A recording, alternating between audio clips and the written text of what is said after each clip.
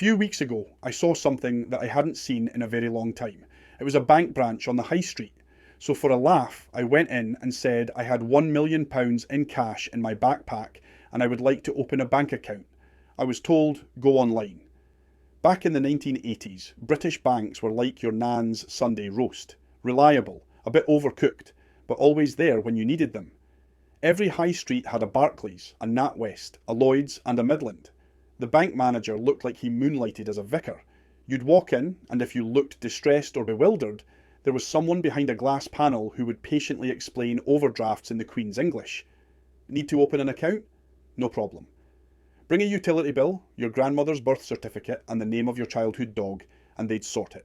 Real people answered phones. Real people sat at desks. Real people wore ties. It was all very civilised. And if you were a student, banks practically threw themselves at you. Open an account and you'd get a toaster, a radio, a rucksack, or even a filofax, so you could pretend to be a junior executive while living on instant noodles. You didn't just get an overdraft, you got a welcome pack that could furnish a small flat. And now, good luck finding a branch that hasn't been turned into a Costa or a vape shop. Banks have retreated from the high street like it's a war zone, leaving behind only ghost signs and broken dreams. You're told to manage everything online, which is code for do it yourself and don't call us. Call customer service and you're funneled through a phone maze that makes Kafka look like a children's author. Chatbots ask if you've tried restarting your device while you scream into the void, locked out of your account for typing your mother's maiden name with the wrong kind of apostrophe. Need help with fraud?